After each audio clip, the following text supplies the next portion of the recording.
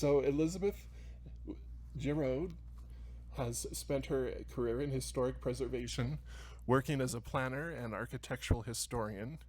She was the planner overseeing the historic districts in Salt Lake City, an architectural historian in the environmental section of the Utah Department of Transportation, and now works on an as-need basis for a transportation consulting firm. She has a master's degree in historic preservation planning from Cornell, and in 2022 finished a second master's degree in U.S. history at the University of Utah. You go, girl. She and her husband, Rich, live in Sugar House and enjoy volunteering at Red Butte Garden. Come on, let's give Elizabeth an amazing welcome. Come on up. So let me just get going with Ruth. She's often referred to in conjunction with her well-known father, James Taylor Harwood, the father of Utah art, but she was an accomplished poet and artist in her own right. She lived her adult life, for the most part, in California, but in the last decade of her father's life in the 1930s, she frequently visited Salt Lake, and so she became very much a part of the artistic community here. She was an adherent of spiritualism, the belief that the soul progresses eternally. Her search for the divine, or the universal pilgrimage, shaped her work, and she offers an alternative for the divine, or she offers an alternative view of the intersection of art and religion in Utah. Next slide, please. As other Berryman lecturers have observed, sometimes a research topic reaches out and grabs you. In 2021, I wrote a paper on Ruth Harwood for a research seminar that I took at the University of Utah when I was getting my master's there. And the seminar focused on 20th century women's history. It required us to use the papers of the Eileen H. Clyde 20th Century Women's Legacy Archive at Marriott Library, and Clyde formed this archive. She established it and funded it in order to gather information about 20th century Utah women from all walks of life and to expand the scholarship of Utah women from the last century. And Ruth's papers were part of the Clyde archive. But Ruth was not entirely new to me. My interest in her life began about 20 years ago when I took a class at the University of Utah on the history of the arts and crafts movement. The professor suggested that I research a woman named Emma Daft. She was a teacher in the Salt Lake City School District, and she turned to teaching when she was about 37 after her husband died, and she had 3 school-aged children to support. At the Salt Lake High School, even though she was trained in fine arts, she taught applied arts like jewelry making, metal crafting, and leather tooling. She was basically the arts and crafts teacher. She was very elusive. It was hard to find very much information about her. But in another research seminar, I stumbled upon more about Emma, and it turned out that Emma was also a poet, and that's how she was described in her obituary. What I did find in my 2005 efforts was Ruth Harwood, who it turned out was a good friend of Emma's and who they corresponded between each other for many years. Ruth wrote at some point that her father and Emma were her 2 most important teachers. I also stumbled upon Ruth's pen and ink drawing that you see here that she used to illustrate a poem called Wisdom, and I was so stunned to learn that it had been drawn in the 1920s, because to me it looked like something that Ken Sanders would have put in a cosmic airplane poster in the 60s. So it was really different, but I just was entranced by this image. And the little that I found out about Ruth at the time was that she was the daughter of James Taylor Harwood, and she had been one of Emma's pupils, and I was so intrigued, and I hoped that someday I could learn more or devote some time to Emma. And it turns out that there were 9 boxes of Ruth's papers in the Clyde collection, as well as collections of her parents, sister, and cousin. It's an overwhelming amount of information to sift through, but it's been really, it's just been really a pleasure. Um, I also found a master's thesis about James Harwood by an artist and an art historian named Will South, who finished his master's in 1986, and he had interviewed Ruth's oldest brother, Willard, extensively. Will was also elusive. He lives in North Carolina, but I found him, and he was immensely helpful. He described the dynamics of the Harwood family. He reviewed my drafts. He explained art history theory, and he generally cheered me on. So, in short, I didn't find Ruth. I feel like she found me. Let's see, next slide.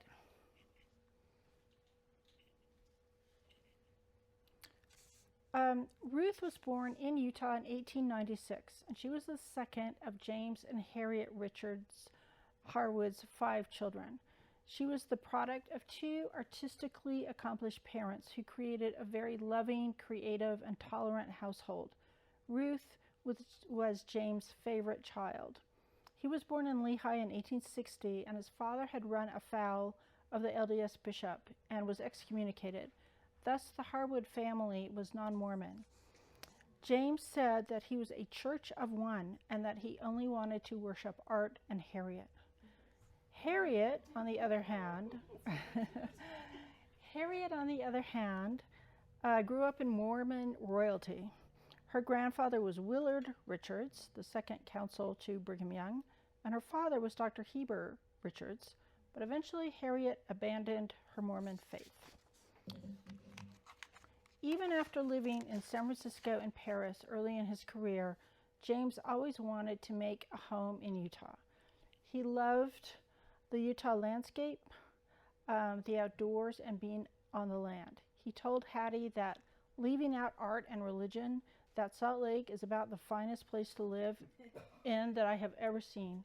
For what all that is strange and funny here, I like it. There are some of the most beautiful things to paint that have ever been touched, and I want to do them someday. Here you see a quote from James from his autobiography called A Basket of Chips, where he describes their family life in the early 20th century. We were a happy family, my dear wife and children.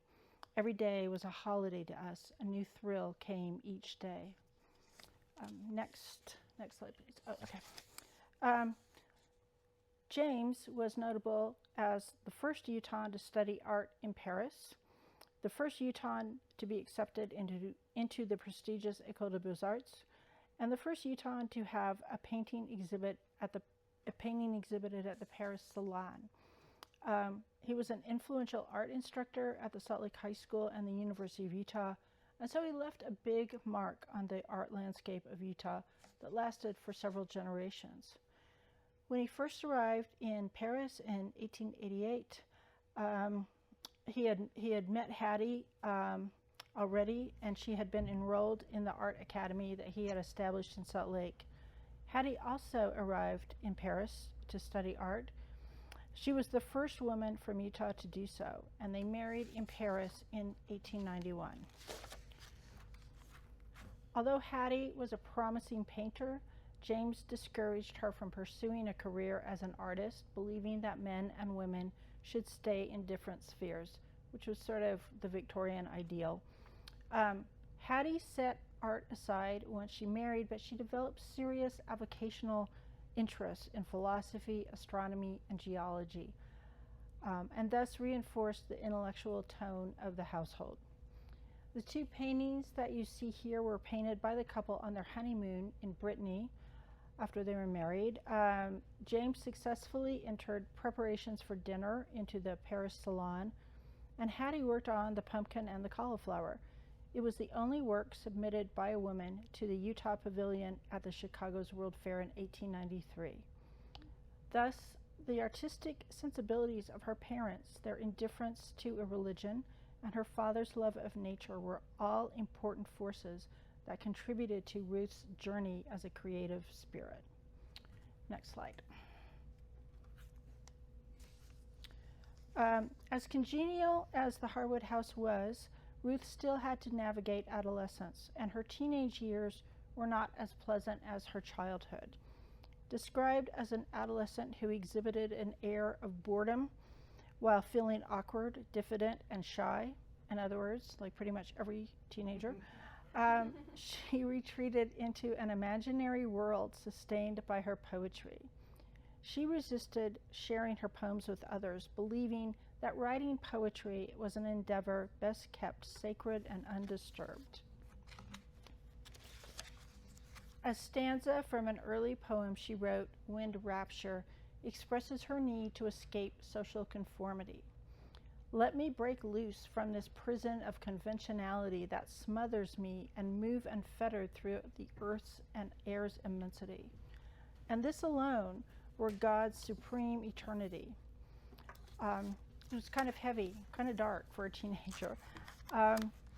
She enrolled in the University of Utah about 1916, and she was an English major.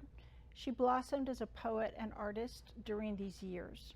In response to the encouragement of an English professor, B. Roland Lewis, Ruth submitted a poem, The Shoe Factory, Song of the Knot Tire, for publication after visiting a ZCMI factory as part of a psychology class studying mental reaction. In it, she captured the repetitive motion of manufacturing work, presented by the narrator not as drudgery, but as a joyous song. Within a couple of years, the poem and two others that she wrote were published in the prestigious Poetry magazine and included in an anthology of the best American and British poems of the year. Ruth won other poetry prizes at the University of Utah and later stated that the annual poetry prize at the University of Utah had been given to me just for the happy songs I had woven together for myself. That was the first time my songs had ever reached out and brought me happiness. Next slide. In the 1920s, the Harwoods moved to Berkeley, seeking a change and wider artistic circles. James had been overlooked in obtaining a commission to paint the murals in the Utah State Capitol, and he wanted to start afresh. Ruth had recently graduated from the University of Utah and enrolled at the University of California to study commercial art and obtain a teaching certificate. She continued to write poetry, and in 1921 she won the Emily Cook Chamberlain Prize for a volume of verse entitled Songs from the Lyric Road. Some of the poems have a dark, somber tone, while others are fanciful and playful. Lyric Road includes one of her most charming poems, Vagabond Song. This gets kind of if you ever find poetry about Ruth Harwood, it will probably have this poem. Because I have so few of goodly things that money brings, perchance the world is bold to scoff at me, because in lacking gold I could not hope to know the joy life brings. But oh, I have a heart that gaily sings, and feet that swiftly dance, and wealth untold, for I have eyes to catch and soul to hold the gold of sunsets and the jewels of spring. And I find gems in all the stars that shine, and dazzling diamonds strung on spider's lace, and glistening water on the water's face, and full red rubies sparkling on the vine. I doubt if you in any gilded place feel richer in your wealth than I in mine. As she told a California reporter, the poem typifies her own self. Sadly, Hattie died of kidney disease in April of 1922, just a few weeks after she won the award for Lyric Road, thus truncating the happy period the Harwoods had enjoyed in California. When read with the knowledge of the sadness that was about to beset the family, Vagabond Song seems almost like an ironic, almost cruel omen of the close of Ruth's carefree days. Upon the loss of his wife, James returned to Utah, to Salt Lake City with his two younger children, and Ruth remained in Berkeley to make her way in the world. She was about 26 at that point. Next slide, please. Following Hattie's death, Ruth wrote to her father almost every day. She was cheerful and she tried to ease his depression, but despite the upbeat tone of her letters to James, Ruth deeply grieved her mother's death. Some of her poems reveal the depth of the loss she experienced, and they are poignant and prophetic of the spiritual journey she ultimately embarked upon. On her last birthday, Hattie shared with her daughter, the last birthday that Hattie shared with her daughter, she wrote to Ruth, "My darling little girl, this is your day, and from the never-ending stream of life you have come to help brighten the sorrow and give joy to humanity. From pain of motherhood I give thee to the world. Love it, help it to your highest hope, your mother." And Ruth responded to her mother's message in a poem called Mother Song. "So I shall go out into the world, beloved, my mother, and far shall take the fervent songs that I have fashioned from my love for you, and sing them dearly till the carefree throngs shall turn and hearken to this love I know."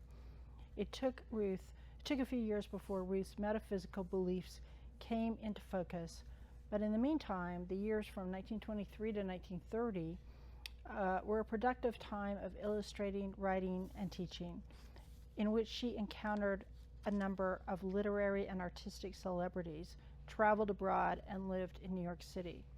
By 1923, she had fallen in love with a woman named Lois Atkins, and together they explored the hills and valleys around Berkeley. They created a garden at the small house that Ruth had purchased in the hills above Berkeley, and they participated in various theatrical productions. Ruth's letters to her father indicate that she and Lois were very much in love, and that he accepted Ruth's sexual orientation, and that he was very fond of Lois. I couldn't find many examples of her commercial art in her papers, but there are examples of the hand-painted greeting cards that she produced as a business. She started this with Lois, and she kept up this business, I think, for a long period of time. She used poster paint on this colored cardstock, and it resulted in these bright, saturated images like the one you see of Yosemite. Let's see, next slide. Ruth was also an art educator. By March of 1926, Ruth was working as an art supervisor of the State Teachers College in Silver City, New Mexico, which I think is now Western New Mexico University. The next year, she was a design instructor at the University of Utah, and she also read a number of articles for School Arts Magazine, which is a fabulous publication. And the editor at the time she wrote for it was Pedro J. de Lemos, who was a well-known printmaker, architect, artist, and educator. He was very much a California Renaissance man. She also spent time in New York City. She visited in the winter of 1929 as a member of the Poetry Society of America. That was a membership that she attained through her connection with Ina Coolbrith of Berkeley, the poet laureate of California. I know that there are people doing research on Ina Coolbrith, and I want to know more about her. She became kind of the darling of the highbrow poetry circles in New York City and caught the attention of Khalil Gibran. I had to look up the pronunciation. If you came of age in the 70s, you were subjected to a lot of his cards and sayings, and it was just so deep. But I don't think it was really all that deep. Between her association with Berkeley Bohemians and immersion in the Greenwich Village literary milieu, Ruth was very much a part of the artistic world of her day. Her life was cosmopolitan and busy, one in which she was not only treated as a celebrity in her hometown, but also attracted attention on a national stage. She expressed happiness at being in the middle of New York's literary world, but her focus had begun to shift from sociability and professional achievement to one of introspection and spiritual exploration. Looking back a decade later, Ruth attributed the change to an epiphany she had experienced when studying art in Paris prior to her move to New York. She had made a great transition from pure art to art for humanity. From about 1930 on, Ruth devoted herself to searching for truth, enlightenment, and spiritual aspiration, which she termed the universal pilgrimage. More and more, she was investigating metaphysical belief systems, broadly known as spiritualism. The next slide. Spiritualism perfectly accommodated Ruth's background, sensibilities, and longing to find truth and meaning in her life. It's a broad term used to describe overlapping metaphysical belief systems that emerged in the 19th century. Excuse me.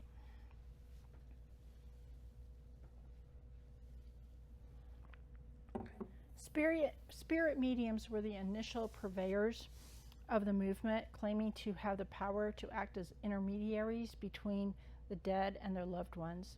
It was popular among those who rejected authoritarianism and orthodoxy that you find in traditional religion.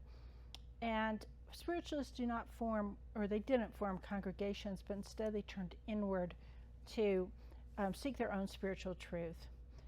The emphasis on individual exploration resulted in a multitude of variations, many concerned with healing, almost all with communicating with departed loved ones, and all with cultivating self-understanding.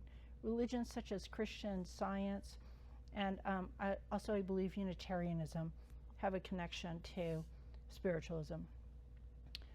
These variations could coexist with traditional religions or meld together and later break apart. It was very loose, or it could be. It propounded the belief that the soul progressed through a series of spheres and that progressively became more perfect. It didn't accept the idea of a binary of heaven and hell, but instead the progression through the spheres would be enough to motivate people to lead a moral life. Next slide. Theosophy was was an important offshoot of spiritualism. It was initiated by an impoverished Ukrainian immigrant named Helena Blavatsky, who arrived in New York City in 1873 and founded the Theosophical Society 2 years later. She espoused the concept of occultism, the idea that secret mysteries could be uncovered by experts, known as adepts. I think I'm pronouncing that right, adepts, who possessed the heightened sensibilities and spiritual powers to reveal ancient truths. It was characterized by secrecy, and truth could be only interpreted by a few people. That's very different than the democratic approach of spiritualism. Theosophy also incorporated Eastern philosophies, and Blavatsky combined Western and Eastern religious philosophies. Next slide, please. Spiritualism, with its emphasis of establishing contact with departed loved ones and having the soul progress eternally, appealed to Ruth for many reasons. She grew up in a non-religious and tolerant household, and so she was open to new philosophies. It offered her a path to finding understanding and acceptance of her mother's death. And finally, it gave her a deep foundation on which to build her art and poetry. Her search for the truth was percolating early on. At one point, she wrote, "In adolescence, I looked upon religion as some form of hallucination, and 6 years of college confirmed me the more in such skepticism.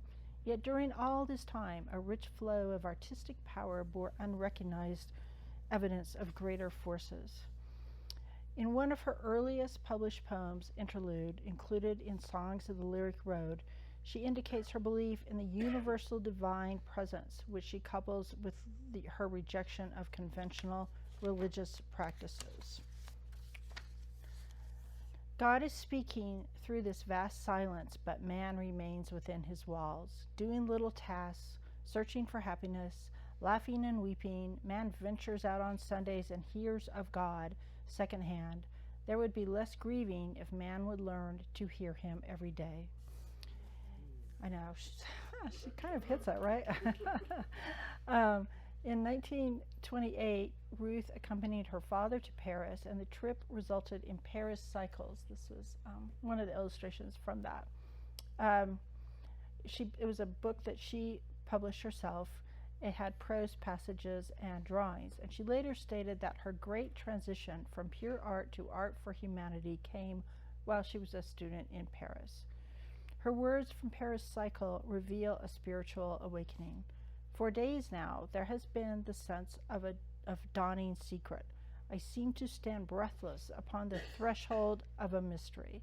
I seem to be waiting and preparing for something beautiful. And now has come the hour of the secret's revealing. It is the truth that I have heard so often, but not until now understood. The oneness with all nature. Only the first chapels of the amazing mystery are open to me yet. There are myriad hidden inner shrines that someday, with hushed fingertips, I shall reveal. This was so, aligned with theosophy, referring to a secret power that would someday reveal its mysteries. But it's up to the seeker to find it. Beginning in the 1930s, her focus pivoted from commercial illustration to using these creative gifts for finding and sharing spiritual fulfillment. Next slide. It was a choreographer, Ruth St. Denis, that changed the direction of her artistic output. They probably met in 1930, most likely through the poetry circles of the friends that Ruth had met in Greenwich Village. St. Denis was born in 1878 in Newark, New Jersey, and she was seminal. Have people heard of Ruth St. Denis? She was very, very important in dance history and establishing it as an art form, establishing modern dance. She was a lot like Ruth in that she had a lively imagination and a free-spirited nature. Her parents owned a boarding house outside of Newark that catered to kind of lost intellectuals who were eccentric and who argued the merits of Christian Science versus theosophy. So she had been exposed to these ideas from a really early age. She had been a vaudeville dancer, but she had loftier ambitions. In 1904, she experienced an epiphany during a fortuitous stop in Buffalo. She noticed an advertisement for Egyptian deities, these cigars featuring Isis, the goddess of healing, and that was it. She was affected so profoundly, and she said that the exotic image calmed what had been an awful restlessness. She had, with her husband, Ted Shawn, she started the Dennis Shawn Company. Ted Shawn started Jacob's Pillow, which is still a going concern in Western Massachusetts. And Dennis Shawn staged enormous concerts throughout the world. They were a real cultural force in the 19-teens and the 20s. Next slide. When Ruth and St. Denis met, St. Denis was down on her luck and she was broke, and she never got divorced from Ted Shawn, but they had parted ways. She was living in a makeshift apartment in a small warehouse. Ruth Harwood and Ruth St. Denis had a significant impact on one another. St. Denis credited Ruth for suggesting that she resume the temple services in her living space. She called this the Society of Spiritual Arts, where acolytes discussed Christian Science principles. And these acolytes were known as the Rhythmic Choir. It also led her to choreograph a couple of new works. Just as St. Denis experienced the Egyptian deities as a life-changing event, Ruth credited her encounter with St. Denis as clarifying those high ideals toward which she had been striving for many years. They now began to take form and shine out more clearly. A new type of design expression began to come to her in a full abundance of inspiration. Ruth left behind the world of ambition, and she strove to use her creative gifts to share her deep personal feelings of her soul with the world. It changed the trajectory of her career as an artist and a poet. The next slide, please. The epiphany Ruth experienced in Paris in 1928, coupled with the influence of St. Denis in her circle of fellow believers, began to show up in her work in the early 1930s. She contributed to St. Denis's first book of autobiographical poems in a book called Lotus Light. It was published in 1932. It includes 100 poems about love that are shrouded in the mysticism of beauty and truth. Nationally, Lotus Light did not garner good reviews. One reviewer wrote that, as a poet, Ruth St. Denis is a marvelous dancer. That's hard. Burn, right? The drawings for Lotus Light were done in pen and ink and in tones of black, white, and gray, and they're ethereal and mystical. They represent a complete departure from what you saw in those Christmas cards, and also from that sharply delineated figure in Wisdom. A Salt Lake Tribune writer described the illustrations as luminous, radiant, and done with an abstract sense of form. These illustrations for Lotus Light were the beginning of the wholly symbolic style that she used to convey the eternal struggle those seeking enlightenment must undertake. She described the meaning of the symbolism of her new aesthetic to Ramona Cannon. Ramona Cannon is so interesting. She was kind of the Mormon Ann Landers. But she was a very good writer, and she wrote for the Deseret News and then later for Relief Society magazine. Ruth described how the drawings signified the search for the divine, overcoming obstacles for making one's way through the darkness. She believed that those who embarked upon the journey to seek a higher spiritual truth would experience the celestial light burning away the selfishness of the mortal ego. St. Denis and Ruth parted ways in the mid-1930s, but they continued to support each other, and they stayed in touch their entire lives. They both believed that the spiritualism of art could help people find their own purpose through the portal of beauty. The search for beauty is the search for God, Ruth St. Denis wrote to Ruth, and she assured her that you are a rare, aspiring soul. When they parted ways in New York, Ruth went with St. Denis's blessing. You are my bread that became a cake. Now it is your time to let go and see what opens to you. I go with you forever. The other Ruth. The next slide, please. Ruth was anxious to return to the West. She had tired of New York. She said that much of the modern art is the fruit of discord rather than of the harmony which I am seeking. So in 1936, she mapped out a new path. She launched a publishing venture called the Gilders Publishing Center with a woman named Vera Lawrence Matthews, who often goes by Lawrence in her correspondence with Ruth. Matthews, or Vera, was a fellow artist and writer who had fallen in love with Ruth. Like Ruth, Vera had grown up in Salt Lake. She studied at the University of Utah, at Berkeley, and the Art Students League of New York City. She was about 14 years younger than Ruth. Ruth believed that self-publishing would not only be more profitable, but would also allow her to uphold the spiritual purpose or meaning of my work.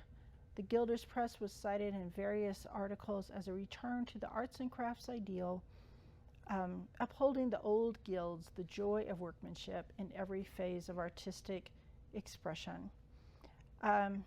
It harkens back to the arts and crafts ideal and the time that Ruth enjoyed her classes with Emma Daft. The Tribune reported that Ruth's work in an exhibit that was held in Salt Lake in 1937 had beautiful designs built in abstract geometrical patterns. They expressed spiritual ideas, some phase of man's pilgrimage upward to realization of the divine. Vera was working on a couple of children's books, and this illustration on the left is that. And then the one on the right was also illustrated, or was exhibited in 1937 as well. Oh, next slide. In 1939, the Gilders Press published Ruth's only prose book, The Temple Builders. the allegorical novel of a young woman, Joan, making her way towards spiritual enlightenment among earthly trials. It takes place in a small Utah town and is set in a post-pioneer LDS community. It's very autobiographical, with the exception of the portrayal of Joan's father as a tyrant who did not resemble James Harwood at all. The book includes stories of pioneer hardship and the difficulties of polygamy, which was the result of Ruth's investigations and interviews of family members that she had undertaken over 15 years. The book depicts the beauty of northern Utah County and Joan's love of nature, the feeling that Ruth had shared with her father. It describes Joan's or Ruth's struggles to cope with expectations of social conformity while forging an independent life. In Joan's case, that conformity was the pressure to marry a man she didn't love. So instead, she pursued an artistic path in California. Ruth describes Joan's teenage feelings. Sometimes she felt as though she belonged more with trees than she did with human beings. Perhaps some power had misplaced her and given her to her soul the simplicity which she should have found a place in birds or weeds or trees. As she grew older, she had learned the language of people, yet searched ever for another language hidden behind the meaning of their words. Always there was a wistful cry sounding along the edges of her heart. Always there was the stir of dreams, their substance long since forgotten, but their afterglow still remaining. On the surface, Joan could navigate the conventional social structure, but she was spiritually bereft. She had ended up in the wrong cosmic dimension. Her reference to another language references the theosophical promise that access to secret wisdom could provide peace to those who seek. Temple builders attracted local attention. I couldn't find very much nationally, particularly from Ramona Cannon, who wrote about it in Relief Society magazine. Cannon portrayed temple builders as an allegory of pioneers, overcoming trials and persecutions that resulted in spiritual growth, and places Ruth's work in a pioneer context. But Ruth refashions it for her own purposes and positions the pioneers in a spiritualist story, and thus uses the Mormon triumphalist narrative in her own new way. It's a very different version of a Utah coming-of-age story. Next slide. As I've said, the 1930s for Ruth showed the significant shift in her art and her leaving behind the commercial life for what she called her ministry of beauty. During the 1930s, Ruth did not receive the prestigious awards that marked her early career, but the decade offered other rewards and milestones. In 1929, her father remarried one of his students. I think you pronounce this Ione. I'm going to say Ione. Godwin. Iona? Oh, okay, thank you. I'm glad I finally learned that. With whom he had 2 children, Lark and James Verne. Ruth continued to enjoy a warm relationship with her father, and while his new family brought him much happiness, his love and admiration for Ruth did not diminish. Shortly after Lark's birth, James wrote to Ruth that, "I feel such a hunger for you and always shall as long as I live. Nothing can ever replace you to me, my firstborn daughter who has so thoroughly made good." Ruth also maintained a cordial relationship with Iona and doted upon her half-siblings. After Ruth returned to Berkeley in the mid-1930s, she and Matthews spent extended periods of time in Salt Lake and became prominent in Utah's artistic community. They both taught at the McCune School of Music and Art and also taught extension courses at the University of Utah. Ruth had a number of exhibits that featured her work and that of her students, sometimes in conjunction with Vera, and often including readings of her poetry. The influence of Ruth's beliefs became manifested in her teaching and in the work of her students. The Deseret News reported that Ruth intended to take away her students from the visual world into the realm of space and time, explaining that as a basis of design study is turned towards the rhythm of the heartbeat and the breath, the rhythms of the seasons, of tides, of the machine, of growth. Ruth wanted her students to understand that beauty and creativity lay both within and beyond them. Art correlated with nature, science, and indeed anything, and life is defined by both material and metaphysical universal rhythms. The next slide, please. In 1938, Ruth's drawing Wisdom, created years earlier, graced an admiring news article announcing a Harwood family exhibit held on the University of Utah campus. I see this exhibit as seminal for a number of reasons. It was near the end of James Harwood's life. He died in 1940. It incorporated the work of several members of the Harwood family, including Ruth, her parents, Willard Harwood. I did not realize he had painted or produced art, and Willard's daughter, Virginia, as well as Vera. The exhibit included some of James' earliest work, as well as recent paintings that he had sent from Paris, where he had been living with his family. Working as an artist in Salt Lake for most of his career, there had been years of struggle and sometimes disappointments, and I think he sometimes felt very underappreciated locally by local art people. So this must have represented a validation for him, his family, and his great champion, Alice Merrill Horn, the grande dame of Utah art. I find it remarkable to think that this 50-year span of Harwood art extends from 1888, pre-statehood, to 1938, which is pre-World War II.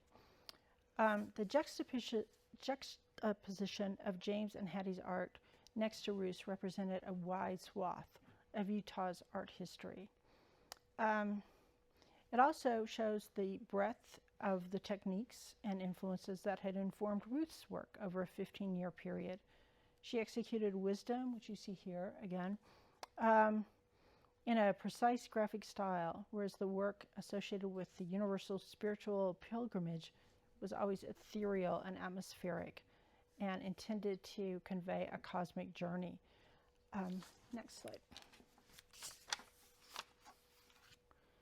By the end of 1940, Ruth's life had changed significantly. Her father had died in October, and she, from then on, didn't come to Salt Lake as often. Her romantic life also shifted. Vera's romantic feelings were apparently one-sided. It's so sad to read the letters from Vera to Ruth, and you know what's going to happen, and she's just begging, well, not really begging, but she's imploring Ruth and trying to bolster herself that Ruth is still in love with her. Around 1941, Ruth had moved on, having fallen in love with Evelyn Marden Bate, also known as Eve. Eve was 9 years older than Ruth and was her spiritual soulmate.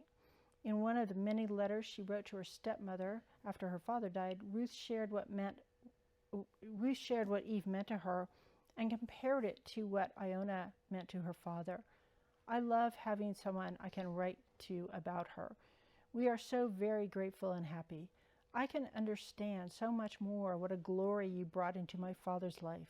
After years of hungering, the answer comes with such rapturous wonder that could not truly be appreciated at the first. Eve became a part of Ruth's ministry of beauty. She formed this group to be similar to St. Denis's Society of Spiritual Arts and presented educational, inspirational programs of her interpretation of spiritualism. This is one, I believe, that she passed out in Boston. They're always in kind of like different versions of, well, I would say like the quality of the printing varies quite a bit. Through the 1940s, Eve and Ruth spoke at an impressive variety of gatherings, consistent with the fact that spiritualism was marked by a lack of orthodoxy and authoritarian figures. They went to big cities, they went to people's homes, they went to rural areas. They really, I mean, like you read I mean, the newspapers.com search is a nightmare because they are, Ruth was just everywhere. Okay, next slide. On December 21st, 1950, Eve died in South Pasadena from complications of a stroke. Ruth continued to travel in the U.S. and Europe to continue her ministry, believing that Eve led her forward. Ruth died on March 9th in 1959 in Yucaipa, I had to look that up too, of appendicitis. The service was held in Salt Lake City. Her poetry was read, typical poems until you felt like Ruth herself might be filling your soul with her inspiring works. 2 violin solos were played, and the sculptor Avard Fairbanks spoke of the Harwood family. It was over in an hour. Ruth St. Denis wrote to Ruth's brother Willard, her imprint upon this generation of illumined minds was very great. Perhaps no one in America values more the creative and prophetic work of Ruth Harwood than her other Ruth, as she affectionately called me. That was very Ruth St. Denis. No one in America, just me. Ruth was a singular soul. It's hard to believe that there could be anyone else like her ever. She enlivened Utah's artistic scene through her participation in many exhibits and her instruction to summer school students. She adhered to her belief that art was a path to God as fervently as anyone with orthodox religious beliefs. In so doing, she offers an alternative view of the intersection of art and spirituality in Utah. Ruth's study of spiritual philosophy, her incorporation of its tenets in her art and writing, and her commitment to share her beliefs broadens the historiography of unorthodox religion in both Utah and beyond. She is a significant figure in the artistic, cultural, and intellectual history of the state, and I was honored to have the chance to research her. So, thank you.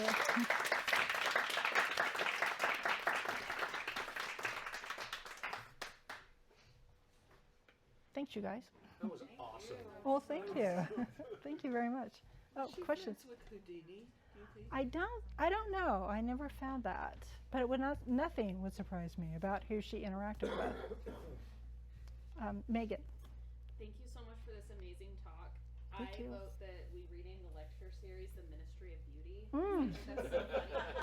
I think that's so funny. I love thinking about all these people in the 1930s getting around and reading tarot and doing astrology. It feels very modern. I don't know. But I was Yes. just wondering, I know we have this program, but when she was doing those earlier meetings with Ruth Sandini in Ruth's living room, Mhm. do you know what they got up to? Because I'm just imagining these weird cult rituals and I don't know. seances and stuff. Do you know what they were doing? I with felt Ruth? like I had to cut some Yeah. from this talk because it was just getting so long.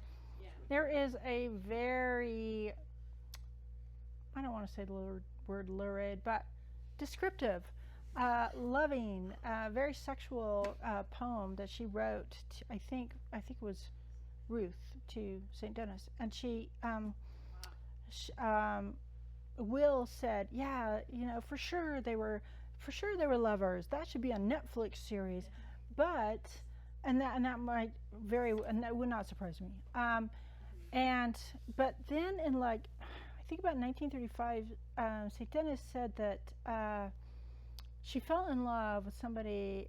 I can't remember. I think he was Asian, and he said something she said they became they had a very intense affair, and she said he made me a woman. By that time, she was nearing 60, so good for her. But so I kind of think of They might have St. gotten Denis's. freaky with it. Yeah, I don't know. I would have to delve into that more. There are so many Ruth St. Denis papers throughout the country. She was a character. She was. Yes, she was. Gary?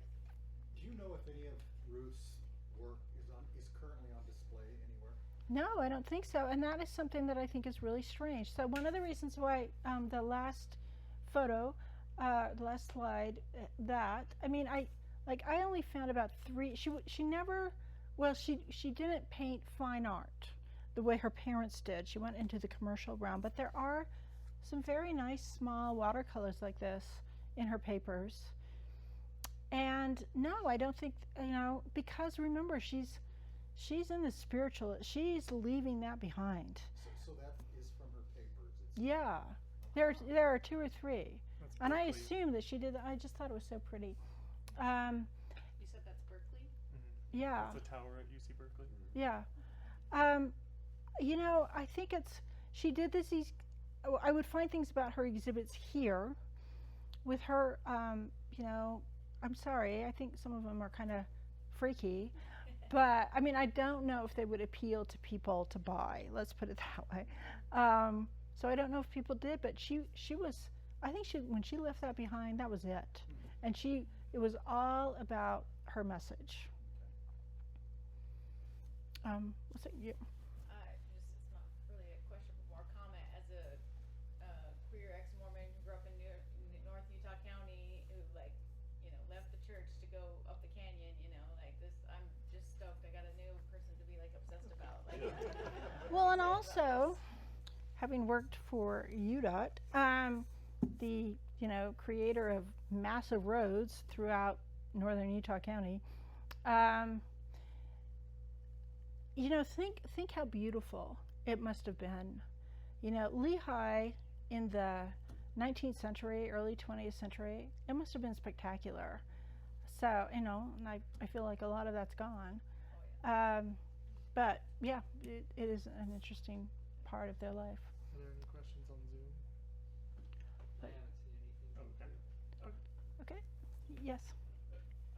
I read that Ruth St. Denis was having affairs with women, right? But am I wrong? No, I don't know. I okay. think so. But her husband Ted Sean was having Oh, affairs yes. with lots of men. Mm-hmm. So it was kind of I viewed it as a lavender marriage. They were beards for each other. I don't know, because I think she was really in love with Ted Sean. I just don't know. I read there's a great biography by Suzanne Shelton of Ruth St. Denis, and it's really fantastic. But I read it a few years ago, so I'd have to read it again. But yeah, I mean, I think they were both kind of omnisexual, frankly. They were they fell in with people quite easily. Yes. So the answer is probably no, just because of the time difference. But in her poetry circles, do you know if she ever crossed paths with Mae Swenson? Because their backgrounds and their stories are very similar. They're very similar. But very similar. That is a really good question, and I have wondered that myself. May went to New York. Yes. She lived in Greenwich Village for many years. Yeah. There- And then She was Ruth went to considerably Berkeley. younger than Ruth, and she was really becoming well known in the 40s and 50s. So right around the time that Ruth seemed to be aging and declining, and eventually passing away. But Well, Ruth really left. She gives this whole list. She wrote to her professor, B. Roland Lewis, all the people she was meeting in Greenwich Village, and how there would be this Poetry Society of America. There would be readings every week. Somebody's poem would be featured, and hers was often featured. Ruth was really becoming very well regarded, and she gives us a list of poets that she had studied in his class. But I didn't see Mae Swenson, but like you said, that was about 1929, 1930. May So, went there in the 30s. yeah. So they may have missed each other, but I'm wondering now if she had any kind of influence on May, if May. Maybe. I don't know. I didn't come across, I would have picked that up. I mean, that would have jumped out at me, and I didn't see it. That'd be an interesting thing to research. But really, I think, in some ways, I think it's kind of tragic for us, because I like so much of Ruth's poetry, and then it kind of derails. Ruth St. Denis, I think, kind of derailed her, or made her shift. That's what led to that. And after that, she produced things so differently. Did Mhm. Ruth ever live in Salt Lake? Oh. In the 1920s? Well, no, not really. No. But her dad was here. Her father was here, and I think In she Salt probably. Lake? Mm-hmm. Not in Utah County. No, no. Her dad was much more. They were more based in Salt Lake, and their house, the house he lived in, yeah, the house. I don't know if he moved into a different house with Iona, but they lived on 17 South, on the south side of 17 South, just west of 7th East. And then he had a farm in the early 20th century in Holiday, in the northern part of Holiday, which I am dying to find out where that was, but I'm not sure how to do it. So I think she pretty much usually stayed with him. I ask because Mildred Berryman came out of the closet at Westminster in 1916, and I wonder if they paths ever crossed. Well, the Maybe McCune so. School of Music, wasn't Mildred a musician there? No, that's her lover, May Anderson, Okay. was. But yeah. the Yeah. McCune School of And Music. Mildred was a photographer as well. Yeah. But Ruth was a photographer. No. Oh, there's just lots of photographs. Yeah. Oh, okay. Yeah. I thought she was a photographer. But Vera, I think, is a really, she's another gold mine to look at. But I've never found any papers by her, but she pops up a lot. She died in 1976. She pops up in the Tribune or any local paper. If you go to newspapers.com, she was really active in circles, and she was the director of the McCune art school, I believe, the art area of the McCune School for many years. So she had a prominent job with the McCune School. Which is where all the queer people went. Was it? Oh yeah. Oh, Yeah. okay. Yeah, Randy taught me about that. Oh, yeah. cool. They just gathered there. They were all there. Huh. It's the arts. It's Yeah. nice, yeah. Yes. So, anyway, Questions? more questions? One more round of applause for Elizabeth. Well, thank you guys.